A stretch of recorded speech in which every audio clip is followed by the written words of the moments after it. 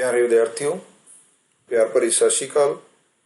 मैं Ramnik Singh, lecturer physics, Arniwala Sheikh सुभान। बेटे जिहड़ा अज दा अपने कोले प्रोग्राम है, एक्टिविटी है जिहड़ी आपां डिस्कस करनी है, ठीक है जी। उनका एम अपने कोले की है, to determine the mass of a given body by using meter scale by the use of principle of movements। ठीक है जी। ਆਪਾਂ ਕੀ ਕਰਨਾ है, एक अननोन मास ਦੀ वैल्यू कैलकुलेट करनी है।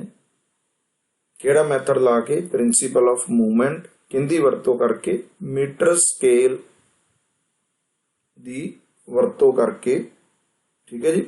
इस तरह नाल वरतों करनी है भी केड़ा लॉ अप्लाई होवे, प्रिंसिपल ऑफ मूवमेंट्स। ठीक है जी।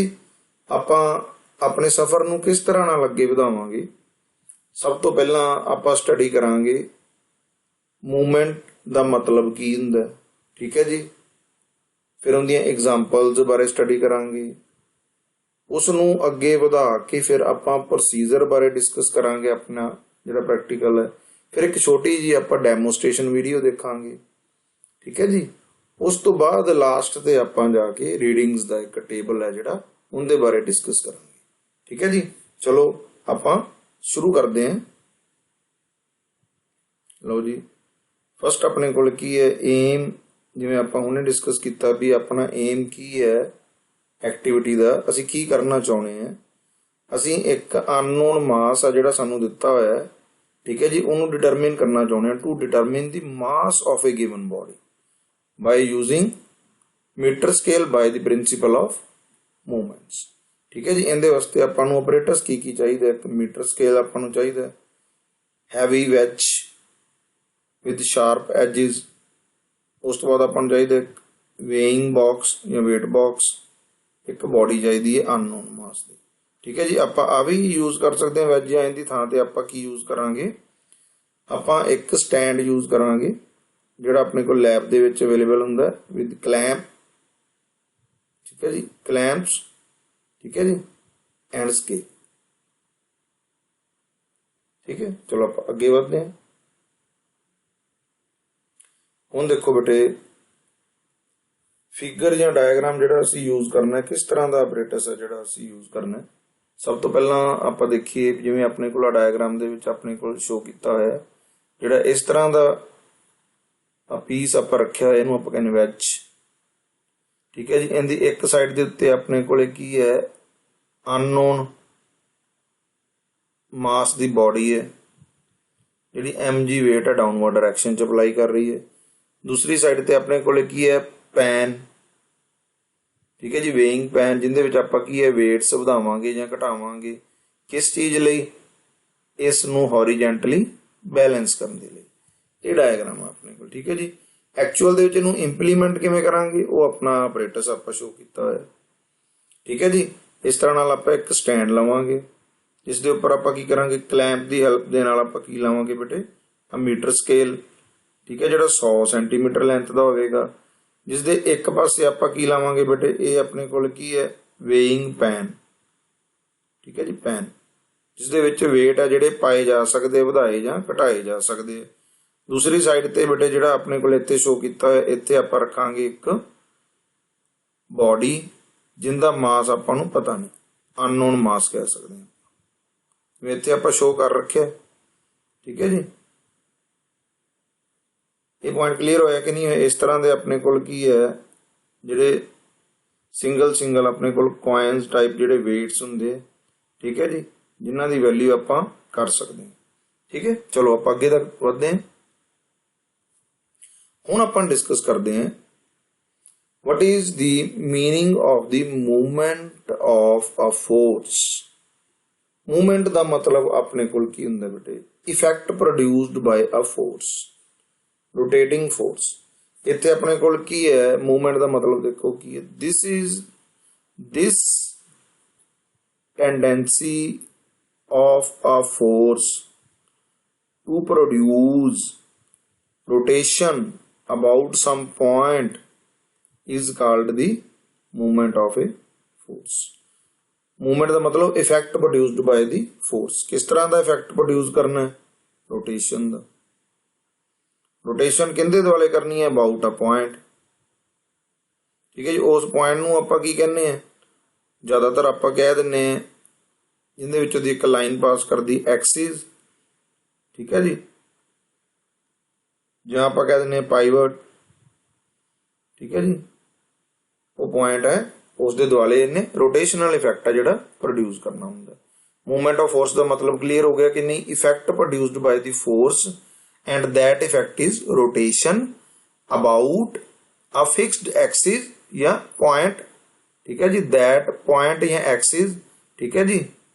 अराउंड विच बॉडी की करती है? मूव करती है due to the effect of the force. ठीक है जी। हुण ये जिहड़ी फोर्स है, मूवमेंट ऑफ ए फोर्स है, ये किहड़े किहड़े फैक्टर्स दे उपर डिपेंड करती है? सब तो पहला तो आपां इहनूं कह रहे सी the force which produces the rotation, rotational force, and that force is called the torque. That force is called the torque. Torque दा फार्मूला की हुंदा बेटे? R cross F. It is a vector quantity. It is a vector quantity and can be written as RF sin theta into n cap. बेटे a in the magnitude है, n cap की अपने को बेटे एक यूनिट वैक्टर है जिहड़ा अपने को की दसदा बेटे? डायरेक्शन।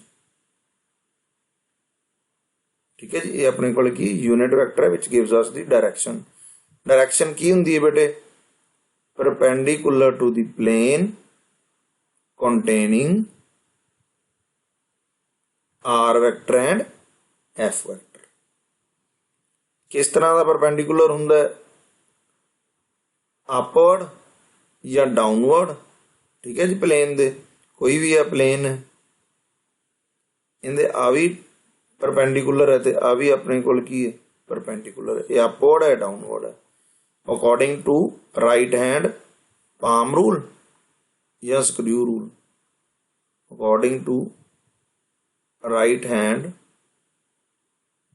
palm रूल या आप दूसरा की ला सकते हैं?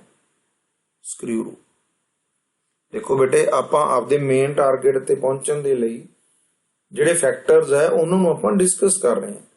ठीक है। फिर ਆਪਾਂ प्रैक्टिकल है ਜਿਹੜਾ परफॉर्म करांगे। जे ਆਪਾਂ ਨੂੰ ਇਹੀ ਗੱਲ ਹੀ ਨਹੀਂ पता भी मूवमेंट की है, ठीक है जी, टॉर्क की है, फिर ਆਪਾਂ ਨੂੰ उस समय वो टर्मीनोलॉजी क्लीयर नहीं होगी। ਹੁਣ देखो दो फैक्टर है आर एफ ते थीटा। सो मूवमेंट ਕਿਹੜੀ चीज ਤੇ डिपेंड करती है? ਕਹਿੰਦੀ ਜੇਕਰ फोर्स ज्यादा होगी तो मूवमेंट भी की होगी ज्यादा। मूवमेंट का मतलब इतने टॉर्क। देखो तीन फैक्टर ते डिपेंड कर रही है, आर ते डिपेंड कर रही है, एफ ते डिपेंड कर रही है ते थीटा जिहड़ा आर ते एफ दे विचकार है तिन्नां ते। ठीक है जी। ये पॉइंट क्लीयर होया कि नहीं होया? सैकेंड पहला एफ का जिक्र हो गया, इत्थे जिक्र होगा आर का।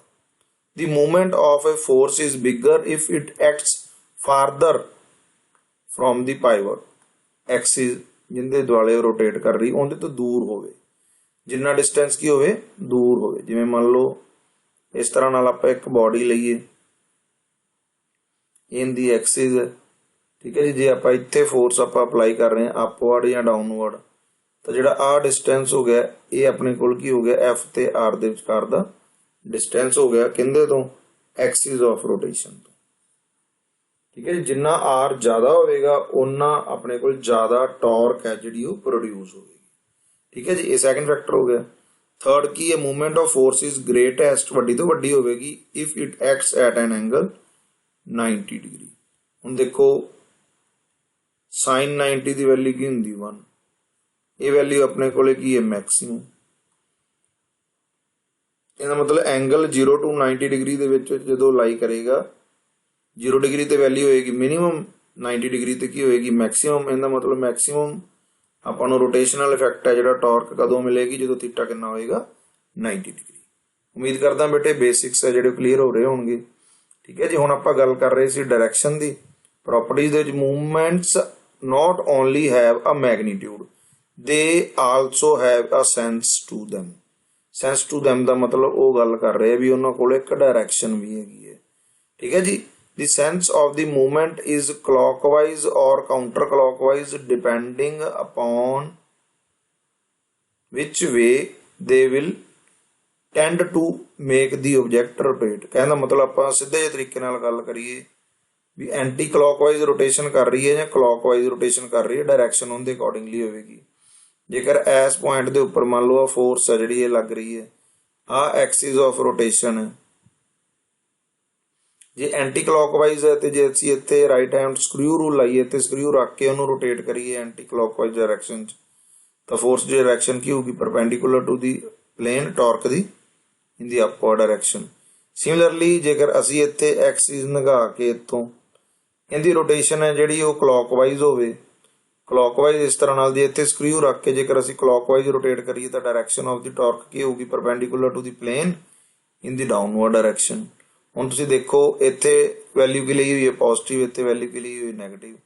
ਕਹਿਣ ਦਾ ਮਤਲਬ ਐਂਟੀ ਕਲੌਕਵਾਈਜ਼ ਜਿੰਦੇ 'ਚ ਪਰਪੈਂਡੀਕੂਲਰ ਟੂ ਦੀ ਪਲੇਨ ਹੁੰਦੀ ਹੈ ਅਪਵਰਡ ਡਾਇਰੈਕਸ਼ਨ ਦੇ ਵਿੱਚ, ਉਹ ਵੈਲਿਊ ਨੂੰ ਅਸੀਂ ਮੂਵਮੈਂਟ ਨੂੰ ਕੀ ਲੈ ਕੇ ਚੱਲਦੇ ਹਾਂ? ਪੋਜ਼ਿਟਿਵ। ਕਲੌਕਵਾਈਜ਼ ਦੇ ਵਿੱਚ ਕੀ ਹੈ ਆਪਣੇ ਕੋਲ? Perpendicular to the plain in the downward direction, ਤੇ ਉਸ ਵੈਲਿਊ ਨੂੰ ਅਸੀਂ ਕੀ ਲੈ ਕੇ ਚੱਲਦੇ ਹਾਂ? ਨੈਗੇਟਿਵ। ਠੀਕ ਹੈ ਜੀ, ਇਹ ਪੁਆਇੰਟ ਆਪਣੇ ਕੋਲ ਕਲੀਅਰ ਹੋ ਗਿਆ ਕਿ ਨਹੀਂ ਹੋ ਗਿਆ ਜੀ? ਠੀਕ ਹੈ ਜੀ। ਨੈਕਸਟ ਆਹੀ ਜਿਹੜੀ ਆਪਾਂ ਗੱਲ ਕੀਤੀ ਹੈ ਉਹਨੂੰ ਆਪਾਂ ਫਿਗਰ ਦੀ ਹੈਲਪ ਦੇ ਨਾਲ ਡੈਮੋਸਟ੍ਰੇਟ ਕੀਤਾ ਹੋਇਆ। ਠੀਕ ਹੈ ਜੀ, ਕਿਸ ਤਰ੍ਹਾਂ ਨਾਲ ਜਿਹੜੀ ਆ ਵੈਲਿਊ ਆ ਟਾਰਕ ਦੀ ਐਮ ਓ ਦੀ, ਹੁਣ ਦੇਖੋ ਐਂਟੀ ਕਲੌਕਵਾਈਜ਼ ਡਾਇਰੈਕਸ਼ਨ 'ਚ ਰੋਟੇਟ ਕਰ ਰਿਹਾ ਇਸ ਤਰ੍ਹਾਂ ਨਾਲ ਆਪਣੇ ਕੋਲ, ਤੇ ਜੇ ਆਪਾਂ ਰਾਈਟ ਹੈਂਡ ਪਾਮ ਰੂਲ ਦੇ ਅਕੋਰਡਿੰਗਲੀ ਆਪਣੀਆਂ ਫਿੰਗਰਸ ਨੂੰ ਰੋਟੇਸ਼ਨ ਦੀ ਡਾਇਰੈਕਸ਼ਨ ਦੇ ਵਿੱਚ ਕਰਲ ਕਰ ਲਈਏ ਤਾਂ thumb will point in the direction of the torque that is in the upward direction. ਸਿੱਧਾ ਹੀ ਹਮੇਸ਼ਾ ਯਾਦ ਰੱਖੋ ਵੀ ਜੇਕਰ ਐਂਟੀ ਕਲੌਕਵਾਈਜ਼ ਰੋਟੇਸ਼ਨ ਹੈ ਤਾਂ perpendicular to the plain in the upward direction ਹੋਊਗੀ, ਤੇ ਉਸ ਵੈਲਿਊ ਨੂੰ ਆਪਾਂ ਕੀ ਲਵਾਂਗੇ ਬੇਟੇ? ਪੋਜ਼ਿਟਿਵ। ਤੇ ਜੇ ਕਲੌਕਵਾਈਜ਼ ਰੋਟੇਸ਼ਨ ਹੈ ਇਹ ਵੀ ਪਰਪੈਂਡੀਕੂਲਰ ਟੂ ਦੀ ਪਲੇਨ ਹੋਵੇਗੀ but in the downward direction, ਤੇ ਇਸ ਨੂੰ ਆਪਾਂ ਕੀ ਲਵਾਂਗੇ? ਨੈਗੇਟਿਵ। ਕਹਿੰਦਾ ਮਤਲਬ ਜਦੋਂ ਐਂਟੀ ਕਲੌਕਵਾਈਜ਼ ਰੋਟੇਸ਼ਨ ਹੈ ਤਾਂ ਮੂਵਮੈਂਟ ਨੂੰ ਕੀ ਲੈਣਾ? ਟਾਰਕ ਨੂੰ ਕੀ ਲੈਣਾ? ਪੋਜ਼ਿਟਿਵ। ਤੇ ਜਦੋਂ ਕਲੌਕਵਾਈਜ਼ ਹੈ, ਠੀਕ ਹੈ ਜੀ, ਤਾਂ ਮੂਵਮੈਂਟ ਨੂੰ ਕੀ ਲੈਣਾ? ਟਾਰਕ ਨੂੰ ਕੀ ਲੈਣਾ? ਨੈਗੇਟਿਵ। ਇਹ ਪੁਆਇੰਟ ਹੈ ਜਿਹੜਾ ਉਹ ਕਲੀਅਰ ਕਰ ਲੈਣਾ ਦਿਮਾਗ ਦੇ ਵਿੱਚ। ਹੁਣ ਇਹਦੇ ਯੂਨਿਟ ਦੀ ਗੱਲ ਜੇ ਅਸੀਂ ਕਰੀਏ, ਠੀਕ ਹੈ, ਜਿਹੜੇ ਮੂਵਮੈਂਟ ਹੈ ਜਿਹਨੂੰ ਆਪਾਂ ਟਾਰਕ ਕਹਿ ਰਹੇ ਹਾਂ ਕਹਿੰਦੇ ਬਰਾਬਰ ਆਰ ਐਫ ਸਾਈਨ ਥੀਟਾ। ਜਿਹੜੀ ਆਹ ਟਰਮ ਹੈ ਇਹ ਆਪਣੇ ਕੋਲੇ ਕੀ ਹੈ ਬੇਟੇ? ਯੂਨਿਟਲੈਸ। ਆਰ ਮੀਟਰ ਦੇ ਵਿੱਚ ਹੈ ਤੇ ਫੋਰਸ ਆਪਣੇ ਕੋਲ ਕੀ ਹੈ? ਨਿਊਟਨ ਦੇ ਵਿੱਚ। ਜੇ ਐਸ ਆਈ ਦੀ ਗੱਲ ਕਰੀਏ ਇਹਦਾ ਮਤਲਬ S I unit of the torque ਆਪਣੇ ਕੋਲ ਕੀ ਹੋ ਗਿਆ? Newton metre. ਠੀਕ ਹੈ ਜੀ। ਤੇ ਜੇ ਸੀਜੀਐਸ ਦੀ ਗੱਲ ਕਰਦੇ ਹਾਂ ਨਿਊਟਨ ਦੀ ਥਾਂ ਤੇ ਕੀ ਆ ਜਾਊਗਾ ਬੇਟੇ? ਡਾਇਨ। ਮੀਟਰ ਦੀ ਥਾਂ ਤੇ ਕੀ ਆ ਜਾਊਗਾ? ਸੈਂਟੀਮੀਟਰ।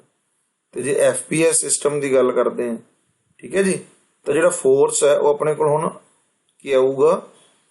ਇਸ ਤਰ੍ਹਾਂ ਨਾਲ ਜਿਹੜਾ ਉਹ ਇਹਦੀ ਰਿਪਰੈਜ਼ੈਂਟ ਕੀਤਾ ਜਾ ਸਕਦਾ ਆਪਣੇ ਕੋਲੇ ਫੁੱਟ ਡਾਟ ਲੈਬਸ। ਠੀਕ ਹੈ ਜੀ, ਜਿਹਨੂੰ ਆਪਾਂ ਪਾਉਂਡ ਕਹਿ ਦਿੰਦੇ ਹਾਂ। ਭਾਰ ਜਿਹੜਾ ਅਸੀਂ ਮਾਪਦੇ ਹਾਂ, ਇਹ ਲੰਬਾਈ ਮਾਪਦੇ ਹਾਂ, ਇਹ ਭਾਰ ਹੈ, ਪਾਉਂਡਸ। ਠੀਕ ਹੈ ਜੀ, ਇਸ ਤਰ੍ਹਾਂ ਨਾਲ ਜਿਹੜਾ ਅਸੀਂ ਐਫਪੀਐਸ ਸਿਸਟਮ ਦੇ ਅਕੋਰਡਿੰਗਲੀ ਇਹਦੇ ਯੂਨਿਟ ਨੂੰ ਰਿਪਰੈਜ਼ੈਂਟ ਕਰ ਸਕਦੇ ਹਾਂ। ਹੁਣ ਜੇ ਅਸੀਂ ਸਧਾਰਨ ਸ਼ਬਦਾਂ ਦੇ ਵਿੱਚ ਵੇਖੀਏ ਵੀ ਇਹਦੀਆਂ ਐਪਲੀਕੇਸ਼ਨਸ ਕੀ ਹੈ ਮੂਵਮੈਂਟ ਆਫ ਫੋਰਸ ਦੀਆਂ, ਕਿੱਥੇ ਕਿੱਥੇ ਇਹ ਯੂਜ਼ ਹੁੰਦਾ ਹੈ, ਤਾਂ ਫਸਟ ਵੇਖੋ ਲੀਵਰ, ਸਕਰੂ, ਠੀਕ ਹੈ ਜੀ, ਪੁਲੀਜ਼ ਦੇ ਵਿੱਚ, ਵੀਲਸ, ਇਨਕਲਾਈਨ ਪਲੇਨ ਤੇ ਵੈਚ। ਇੱਕ ਮਿੰਟ ਦੇ ਵਿੱਚ ਆਪਾਂ ਇਹਨਾਂ ਨੂੰ ਗੋ ਥਰੂ ਹੁੰਨੇ। ਲੀਵਰ ਦੇ ਵਿੱਚ ਆਪਣੇ ਕੋਲ ਬੇਟੇ ਦੇਖੋ ਕੀ ਹੁੰਦਾ, ਠੀਕ ਹੈ, ਇਸ ਤਰ੍ਹਾਂ ਨਾਲ ਇੱਕ ਫਲਕਰਮ ਦੇ ਉੱਪਰ ਜਿਹਨੂੰ ਪਾਈਵੋਟ ਆਪਾਂ ਕਿਹਾ ਸੀਗਾ, ਇੱਕ ਇਸ ਤਰ੍ਹਾਂ ਦਾ ਸੀਸਾ ਟਾਈਪ ਆਪਣੇ ਕੋਲ ਲੱਗਿਆ ਹੋਇਆ। ਠੀਕ ਹੈ ਜੀ, ਇਹਦੇ ਵਿੱਚ ਕੀ ਹੈ, ਅਪ ਜਾਂ ਡਾਊਨ ਕਰਨ ਦੇ ਲਈ ਜੇਕਰ ਇਹਦਾ weight ਜ਼ਿਆਦਾ ਹੈ ਤਾਂ ਇਹ ਡਾਊਨਵਰਡ ਡਾਇਰੈਕਸ਼ਨ 'ਚ ਮੂਵ ਕਰੇਗਾ, ਇਹਦਾ weight ਘੱਟ ਹੈ ਤੇ ਕਿੱਧਰ ਜਾਏਗਾ? ਅਪਵਰਡ ਡਾਇਰੈਕਸ਼ਨ 'ਚ। ਉਹੀ ਕਨਸੈਪਟ ਹੈ ਜਿਹੜਾ ਮੂਵਮੈਂਟ ਆਫ ਫੋਰਸ ਵਾਲਾ। ਠੀਕ ਹੈ ਜੀ, ਇੱਥੇ ਆਪਣੇ ਕੋਲ ਰੋਟੇਸ਼ਨ ਕੀ ਹੋਊਗੀ? ਐਂਟੀ ਕਲੌਕਵਾਈਜ਼, ਤੇ ਇੱਥੇ ਰੋਟੇਸ਼ਨ ਕੀ ਹੋਊਗੀ? ਕਲੌਕਵਾਈਜ਼। ਜੇ ਇਹਨੂੰ ਹੌਰੀਜ਼ੌਂਟਲ ਕਰਨਾ ਹੈ ਤਾਂ ਪ੍ਰਿੰਸੀਪਲ ਆਫ ਮੂਵਮੈਂਟ ਦੇ ਅਕੋਰਡਿੰਗਲੀ ਆਪਣੇ ਕੋਲ ਕੀ ਹੋਣਾ ਚਾਹੀਦਾ? ਐਂਟੀ ਕਲੌਕਵਾਈਜ਼ ਤੇ ਕਲੌਕਵਾਈਜ਼ ਮੂਵਮੈਂਟ ਦੋਵੇਂ ਕੀ ਹੋਣੀਆਂ ਚਾਹੀਦੀਆਂ? ਐਂਟੀ ਕਲੌਕਵਾਈਜ਼ ਮੂਵਮੈਂਟ ਤੇ ਕਲੌਕਵਾਈਜ਼ ਮੂਵਮੈਂਟਸ ਆਪਸ ਦੇ ਵਿੱਚ ਕੀ ਹੋਣੀਆਂ ਚਾਹੀਦੀਆਂ? ਬਰਾਬਰ। ਇਹੀ ਆਪਣੇ ਕੋਲ ਕੀ ਹੈ? ਪ੍ਰਿੰਸੀਪਲ ਆਫ ਮੂਵਮੈਂਟਸ, ਜਿਹੜਾ ਅਸੀਂ ਅੱਜ ਕੀ ਕਰਨਾ? ਯੂਜ਼ ਕਰਨਾ। ਠੀਕ ਹੈ ਜੀ। ਉਸ ਤੋਂ ਬਾਅਦ ਸਕਰੂ ਜਿਹੜਾ ਅਸੀਂ ਯੂਜ਼ ਕਰਦੇ ਹਾਂ, ਦੇਖੋ ਇਹਦੀ ਵੀ ਆਪਾਂ ਕੀ ਕਲੌਕਵਾਈਜ਼ ਜਾਂ ਐਂਟੀ ਕਲੌਕਵਾਈਜ਼ ਕੀ ਕਰਦੇ ਹਾਂ? ਰੋਟੇਸ਼ਨ ਕਰਦੇ ਹਾਂ। ਇਹ ਵੀ ਟਾਰਕ ਦਾ ਪ੍ਰਿੰਸੀਪਲ ਲੱਗਦਾ। ਪੁਲੀ, ਇੱਥੇ ਪੁਲੀ ਹੈ, ਇਹ ਵੀ ਆਪਣੇ ਕੋਲੇ ਕੀ ਹੈ? ਹੈਵੀ ਵੇਟਸ ਨੂੰ ਪੁੱਲ ਕਰਨ ਦੇ ਲਈ। ਰੋਟੇਟ ਕਰ ਸਕਦੀ ਹੈ ਕਲॉकवाइज ਜਾਂ ਐਂਟੀ ਕਲॉकवाइज। ਕਨਸੈਪਟ ਉਹੀ ਲੱਗੇਗਾ R क्रॉस F, ਜਾਂ ਤਾਂ ਫੋਰਸ ਵਧਾ ਦਿਓ ਜਾਂ ਡਿਸਟੈਂਸ ਵਧਾ ਦਿਓ ਪੁਲੀ ਤੋਂ। ਠੀਕ ਹੈ ਜੀ। So pulley can be used to lift the heavy objects by changing the direction or the amount of the force. ਠੀਕ ਹੈ ਜੀ। ਨੈਕਸਟ ਦੇਖੋ ਵੀਲ ਜਾਂ ਸਾਈਕਲ। ਇਹਦੇ ਵਿੱਚ ਕੀ ਹੈ, ਇੱਥੇ ਆਪਣੇ ਕੋਲ ਐਕਸੀਅਲ ਹੈ ਜਿਹੜਾ, ਇਹਦੇ ਦੁਆਲੇ ਆਪਣੇ ਕੋਲ ਕਿਸ ਤਰ੍ਹਾਂ ਨਾਲ ਕਲॉकवाइज ਜਾਂ ਐਂਟੀ ਕਲॉकवाइज ਆਪਣੇ ਕੋਲ ਰੋਟੇਸ਼ਨ ਹੁੰਦੀ ਹੈ। ਤੇ ਕਿਹੜਾ ਪ੍ਰੋਡਿਊਸ ਹੁੰਦਾ ਇਫੈਕਟ, ਰੋਟੇਸ਼ਨਲ ਮੋਸ਼ਨ। ਕੌਣ ਪ੍ਰੋਡਿਊਸ ਕਰਦਾ, ਟਾਰਕ, ਜਿਹਨੂੰ ਆਪਾਂ ਦੂਸਰੇ ਸ਼ਬਦਾਂ ਕੀ ਕਹਿੰਦੇ, ਮੂਵਮੈਂਟ ਆਫ ਫੋਰਸ। ਠੀਕ ਹੈ ਜੀ। Movement of force. Inclined plane. Inclined plane ਦੇ ਵਿੱਚ ਦੇਖੋ ਕੀ ਹੈ ਬੇਟੇ, ਇੱਥੇ ਇੱਕ ਐਂਗਲ ਦੇ ਉੱਪਰ ਹੈ ਜਿਹੜਾ ਪਲੇਨ ਹੈ, ਜਿਹੜਾ ਇਨਕਲਾਈਨਡ ਹੈ, ਜਿਹੜਾ weight ਹੈ ਉਹਦਾ ਐਕਟ ਕਰ ਰਿਹਾ। ਠੀਕ ਹੈ ਜੀ। ਇਹਨੂੰ ਇਸ ਤਰ੍ਹਾਂ ਨਾਲ ਆਪਾਂ ਸ਼ੋ ਕਰ ਸਕਦੇ ਹਾਂ, weight is acting in the downward direction। ਇਹ ਆਪਣੇ ਕੋਲ ਕੀ ਹੋਗੀ, ਨਾਰਮਲ ਡਾਇਰੈਕਸ਼ਨ ਹੋ ਗਈ। ਇਹਨੂੰ ਬੈਕਵਰਡ ਐਕਸਟੈਂਡ ਕਰੀਏ ਤਾਂ ਆਪਾਂ ਇਹਨੂੰ ਕੀ ਕਰ ਸਕਦੇ ਹਾਂ ਬੇਟੇ, ਕੰਪੋਨੈਂਟਸ ਦੇ ਵਿੱਚ ਰਿਜ਼ੋਲਵ ਕਰੀਏ mg cos ਥੀਟਾ ਤੇ ਇਧਰਲੀ ਸਾਈਡ ਤੇ ਆਪਣੇ ਕੋਲ ਕੀ ਹੋ ਗਿਆ, mg sin ਥੀਟਾ। ਇਹ ਕਨਸੈਪਟ ਆਪਾਂ ਕੀਤੇ ਹੋਏ ਆ। ਇਹਦਾ ਮਤਲਬ ਆਹ ਫੋਰਸ ਹੈ ਜਿਹੜੀ ਸਾਡੇ ਕੋਲ ਅਪਵਰਡ ਜਾਂ ਡਾਊਨਵਰਡ ਜਿਹੜੀ ਬੋਡੀ ਦੇ ਉੱਪਰ ਲੱਗ ਰਹੀ ਹੈ। ਠੀਕ ਹੈ ਜੀ। ਐਕਸਿਸ ਦੇ ਅਕੋਰਡਿੰਗਲੀ ਉੱਥੇ ਵੀ ਆਪਣੇ ਕੋਲ ਜਿਹੜਾ ਇਹ ਰੋਟੇਸ਼ਨਲ ਇਫੈਕਟ ਹੈ ਲੱਗਦਾ। ਇੱਥੇ ਰੋਟੇਸ਼ਨ ਕੀ ਹੋ ਰਹੀ ਹੈ, ਇਸ ਪੁਆਇੰਟ ਦੇ ਦੁਆਲੇ ਐਂਗਲ ਨੂੰ ਵਧਾ ਕੇ ਜਾਂ ਘਟਾ ਕੇ, ਕਲॉकवाइज ਜਾਂ ਐਂਟੀ ਕਲॉकवाइज। ਠੀਕ ਹੈ ਜੀ। ਵਿੱਚ ਇਹਦੇ ਵਿੱਚ ਕੀ ਹੈ ਬੇਟੇ, ਕੀ ਕੀਤਾ ਗਿਆ, ਇੱਕ ਸਾਈਡ ਤੇ ਹੈਵੀ ਹੈ ਜਿਹੜਾ ਮਾਸ ਆ ਉਹਨੂੰ ਅਟੈਚ ਕੀਤਾ ਗਿਆ। ਇੱਥੋਂ ਅਸੀਂ ਰੋਟੇਸ਼ਨਲ ਇਫੈਕਟ ਪ੍ਰੋਡਿਊਸ ਕਰਨਾ, ਇੱਥੋਂ ਪਕੜ ਕੇ। ਇਹਦਾ ਮਤਲਬ ਜਿੰਨੀ ਲੈਂਥ ਜ਼ਿਆਦਾ ਹੋਵੇਗੀ R ਜ਼ਿਆਦਾ ਹੋ ਜਾਏਗਾ ਤੇ ਟਾਰਕ ਜ਼ਿਆਦਾ ਪ੍ਰੋਡਿਊਸ ਹੋਏਗੀ। R क्रॉस F ਜ਼ਿਆਦਾ ਕਰਨਾ ਹੈ ਤਾਂ F ਕਿੰਦੇ ਬਰਾਬਰ ਹੈ, M into G। ਇੱਥੇ ਦੇਖੋ ਹੈਵੀ ਆਬਜੈਕਟ ਹੈ ਜਿਹੜਾ ਇੱਥੇ ਰੱਖ ਦਿੱਤਾ ਗਿਆ। ਠੀਕ ਹੈ ਜੀ। ਇਹ ਸਾਰੀਆਂ ਐਗਜ਼ਾਮਪਲਸ ਹੈ। ਹੁਣ ਫਾਰਮੂਲਾ ਕਿਹੜਾ ਯੂਜ਼ ਹੋਇਆ ਉਹ ਆਪਾਂ ਡਿਸਕਸ ਕਰ ਲਿਆ। ਠੀਕ ਹੈ ਜੀ। ਫਾਰਮੂਲਾ ਕੀ ਯੂਜ਼ ਕਰਨਾ, principle of movements. Principle of movements ਕੀ ਕਹਿੰਦਾ ਹੈ ਵੀ ਇਨ ਇਕੁਇਲਿਬਰੀਅਮ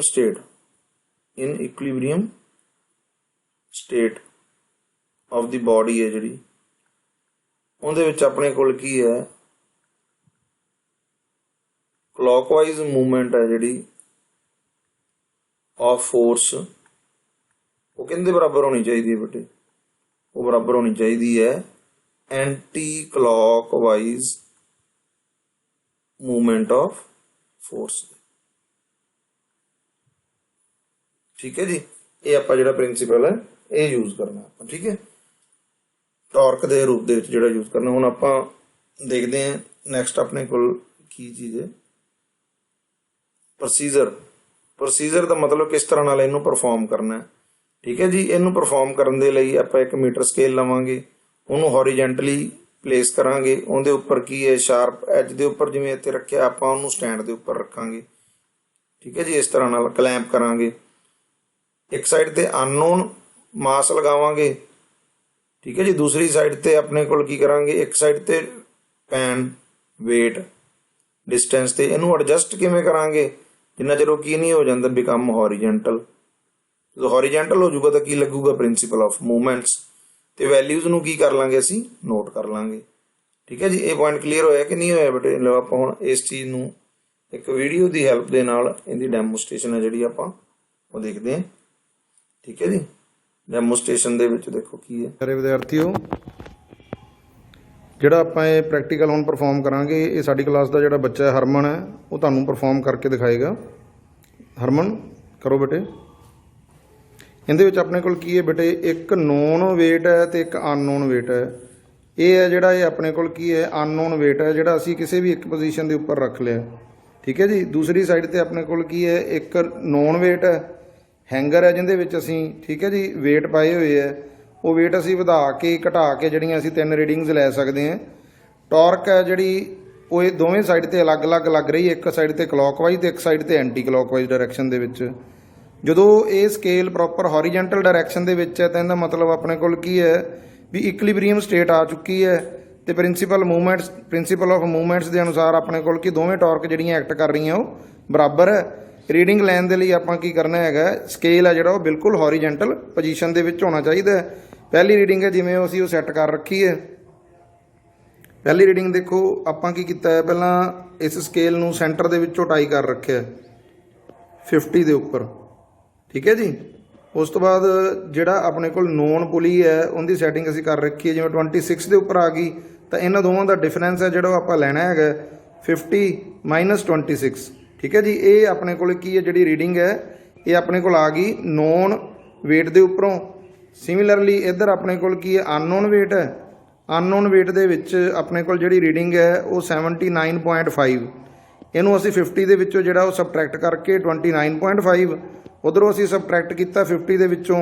ਇਹਦਾ ਮਤਲਬ ਜਿਹੜੀਆਂ ਸਾਡੇ ਕੋਲ ਦੋਵੇਂ ਰੀਡਿੰਗਸ ਆ ਗਈਆਂ, ਇੱਕ 24 ਹੈ ਜਿਹੜੀ ਉਹ ਆਪਣੇ ਕੋਲ ਆ ਗਈ ਨੋਨ ਤੋਂ, ਤੇ 29.5 ਹੈ ਉਹ ਸਾਡੇ ਕੋਲ ਆ ਗਈ ਅਨਨੋਨ ਤੋਂ। ਹੁਣ ਅਸੀਂ ਦੂਸਰਾ ਸੈੱਟ ਆਫ ਰੀਡਿੰਗ ਹੈ ਜਿਹੜੀਆਂ ਅਸੀਂ ਪਰਫਾਰਮ ਕਰਾਂਗੇ।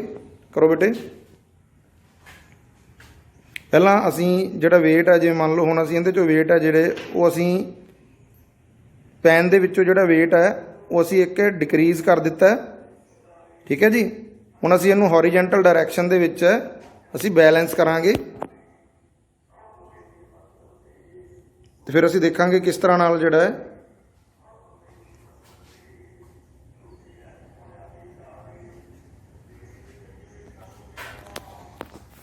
ਇਸ ਨੂੰ ਮੂਵ ਕਰਕੇ ਆਰ ਦੀ ਵੈਲਿਊ ਨੂੰ ਵਧਾ ਘਟਾ ਕੇ, ਕਿਉਂਕਿ ਜਿਹੜੀ ਟਾਰਕ ਹੈ ਉਹ ਆਰ ਕ੍ਰਾਸ ਐਫ ਹੁੰਦੀ ਹੈ। ਐਫ ਹੈ ਜਿਹੜਾ ਡਾਊਨਵਰਡ ਡਾਇਰੈਕਸ਼ਨ 'ਚ ਫੋਰਸ ਲੱਗ ਰਹੀ ਹੈ। ਹੁਣ ਦੇਖੋ ਬੇਟੇ ਇਹ ਜਿਹੜਾ ਸਕੇਲ ਹੈ ਉਹ ਆਲਮੋਸਟ ਆਪਣੇ ਕੋਲ ਕੀ ਹੌਰੀਜੈਂਟਲ ਡਾਇਰੈਕਸ਼ਨ ਦੇ ਵਿੱਚ ਆ ਚੁੱਕਿਆ ਹੈ।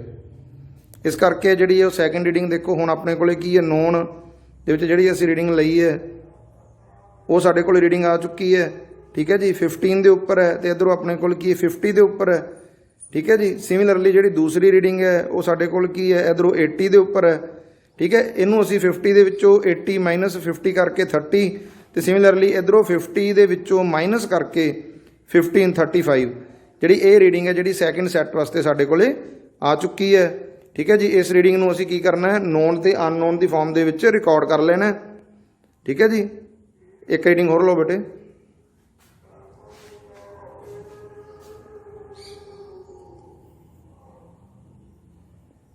ਆਰਾਮ ਦੇ ਨਾਲ ਜਿਹੜਾ ਆਪਾਂ ਵੇਟ ਹੈ ਜਿਹੜਾ ਉਹਨੂੰ ਮੂਵ ਕਰਕੇ ਜਿਹੜਾ ਵਿੱਚੋਂ ਦੀ ਸਬਟਰੈਕਟ ਕਰ ਲੈਣਾ, ਪੈਨ ਦੇ ਵਿੱਚੋਂ ਦੀ ਘਟਾ ਦੇਣਾ।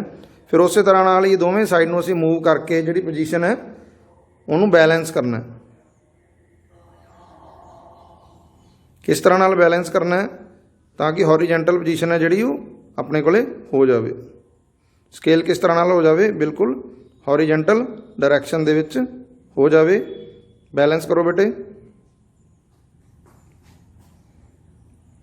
17 ਤੇ 34.5 ਸੈੱਟ ਕਰੋ।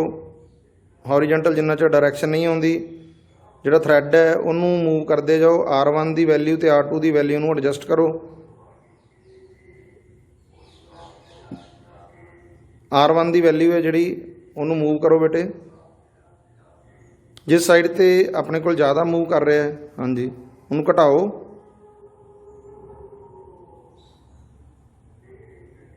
ਹਾਂਜੀ, ਸ਼ਾਬਾਸ਼ ਬੇਟੇ, ਸੈੱਟ ਕਰੋ ਇਸ ਨੂੰ।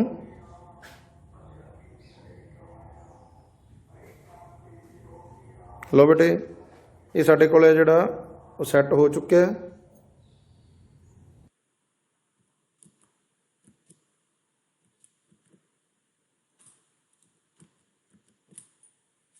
ਠੀਕ ਹੈ ਬੇਟੇ, ਇਸ ਤਰ੍ਹਾਂ ਨਾਲ ਆਪਾਂ ਦੇਖਿਆ ਕਿਸ ਤਰ੍ਹਾਂ ਨਾਲ ਹੈ ਜਿਹੜਾ ਉਹ ਆਪਾਂ ਡੈਮੋਸਟ੍ਰੇਸ਼ਨ ਹੈ ਜਿਹੜੀ ਉਹ ਪ੍ਰੈਕਟੀਕਲ ਦੀ ਆਪਾਂ ਕੀਤੀ ਹੈ। ਇਸ ਤੋਂ ਬਾਅਦ ਜਿਹੜੀਆਂ ਆਬਜ਼ਰਵੇਸ਼ਨਸ ਅਸੀਂ ਕੀਤੀਆਂ ਉਹਦੇ ਜਿਹੜੀਆਂ ਅਸੀਂ ਰੀਡਿੰਗਸ ਲਈਆਂ ਉਹ ਬੇਟੇ ਆਪਣੇ ਕੋਲ ਕੀ ਹੈ, ਟੇਬਲ ਦੀ ਫਾਰਮ ਦੇ ਵਿੱਚ ਆਪਾਂ ਲਿਖ ਲਿਆ। R1 ਆਪਣੇ ਕੋਲੇ ਕੀ ਹੈ, ਜਿਹੜਾ ਨੋਨ ਮਾਸ ਤੋਂ ਆਪਾਂ ਡਿਸਟੈਂਸ ਲਿਆ ਹੈਗਾ। R2 ਆਪਣੇ ਕੋਲ ਕੀ ਹੈ, ਅਨਨੋਨ ਮਾਸ ਤੋਂ। ਇਹ ਐਕਸਿਸ ਆਫ ਰੋਟੇਸ਼ਨ ਹੈ ਜਿਹੜੀ ਅਸੀਂ 50 ਸੈਂਟੀਮੀਟਰ ਦੇ ਉੱਪਰ ਸੈੱਟ ਕੀਤੀ ਹੋਈ ਸੀ, ਠੀਕ ਹੈ ਜੀ। ਇਹ ਮਾਸ ਹੈ ਆਪਣੇ ਕੋਲ M1, ਇਹ ਮਾਸ ਹੈ ਆਪਣੇ ਕੋਲ M2। ਇੱਥੇ ਆਪਣੇ ਕੋਲ ਕੀ ਹੈ, ਪੈਨ ਰੱਖਿਆ ਹੋਇਆ ਵਿਦ ਵੇਟਸ। ਇੱਥੋਂ ਅਸੀਂ ਕੀ ਕੀਤਾ, ਇੱਕ ਇੱਕ ਕਰਕੇ M1 ਦੀ ਵੈਲਿਊ ਜਿਹੜੀ ਪੈਨ ਦੇ ਵਿੱਚ ਵੇਟ ਹੈ ਜਿਹੜਾ ਇਨਕਰੀਜ਼ ਕੀਤਾ। ਦੇਖੋ 20, 30, 40, 50 ਇਨ ਗ੍ਰਾਮਸ। R1 ਦੀ ਵੈਲਿਊ ਅਸੀਂ ਨੋਟ ਕੀਤੀ 50 ਮਾਈਨਸ ਸਬਟਰੈਕਟ ਕਰਕੇ ਜਾਂ ਐਡ ਕਰਕੇ, ਉਹ ਡਿਸਟੈਂਸ ਦੇ ਅਕੋਰਡਿੰਗਲੀ। ਇੱਧਰ ਘੱਟ ਹੋਊਗੀ ਤਾਂ ਸਬਟਰੈਕਟ ਕਰਕੇ, ਇਹ ਵੈਲਿਊਜ਼ ਆਪਣੇ ਕੋਲ ਆ ਗਈਆਂ ਜੀ। ਸਿਮਿਲਰਲੀ ਆ ਵੈਲਿਊਜ਼ ਆਪਾਂ ਲੈ ਆਂਦੀਆਂ। ਠੀਕ ਹੈ ਜੀ। ਆ ਫਾਰਮੂਲਾ ਲਾਇਆ ਆਪਾਂ, ਬੈਲੈਂਸ ਹੋਊਗਾ ਜਦੋਂ ਆਪਣੇ ਕੋਲ horizontal m1 r1 m2 r2 m2 is equal to this divide ਕਰਕੇ ਜਿਹੜਾ ਸਾਡੇ ਕੋਲ ਮੀਨ ਵੈਲਿਊ ਜਿਹੜੀ ਅਸੀਂ ਉਹ ਕੈਲਕੂਲੇਟ ਕਰ ਲਈਏ। ਠੀਕ ਹੈ ਜੀ। ਇਸ ਤਰ੍ਹਾਂ ਨਾਲ ਹੈ ਜਿਹੜਾ ਇਹ ਅਸੀਂ ਪਰਫਾਰਮ ਕੀਤਾ ਐਕਸਪੈਰੀਮੈਂਟ। ਹੁਣ ਜੇ ਅਸੀਂ ਰਿਵਾਈਜ਼ ਕਰੀਏ, ਰਿਵੀਜ਼ਨ ਦੇ ਵਿੱਚ ਆਪਣੇ ਕੋਲ ਕੀ ਹੈ, ਆਪਾਂ ਜਿਹੜਾ ਸਾਰਾ ਪ੍ਰਿੰਸੀਪਲ ਆਫ ਮੂਵਮੈਂਟਸ ਦੇ ਉੱਪਰ ਹੀ ਹੈ ਜਿਹੜਾ ਉਹ ਵਰਕ ਕੀਤਾ। ਠੀਕ ਹੈ ਜੀ। ਉੱਥੋਂ ਅਸੀਂ ਟਾਰਕ ਇੱਥੇ ਕੈਲਕੂਲੇਟ ਕੀਤੀ ਹੈ, ਇਸ ਪੁਆਇੰਟ ਤੇ ਕੈਲਕੂਲੇਟ ਕੀਤੀ, ਤੇ ਦੋਵਾਂ ਨੂੰ ਆਪਸ ਦੇ ਵਿੱਚ ਆਪਾਂ ਕੀ ਕਰਤਾ ਬੇਟੇ, ਬਰਾਬਰ ਕਰਤਾ। ਠੀਕ ਹੈ ਜੀ। ਦੋਵਾਂ ਨੂੰ ਬਰਾਬਰ ਕਰਕੇ ਜਿਹੜੀਆਂ ਵੈਲਿਊਜ਼ ਕੈਲਕੂਲੇਟ ਕੀਤੀਆਂ ਤੇ ਉਹਦੇ ਅਕੋਰਡਿੰਗਲੀ ਅਨਨੋਨ ਮਾਸ ਹੈ ਜਿਹੜਾ ਅਸੀਂ ਕੈਲਕੂਲੇਟ ਕਰ ਲਿਆ। ਠੀਕ ਹੈ ਜੀ। ਉਮੀਦ ਕਰਦਾ ਬੇਟੇ ਤੁਹਾਨੂੰ ਕਲੀਅਰ ਹੋ ਗਿਆ ਹੋਵੇਗਾ। Thanks and have a nice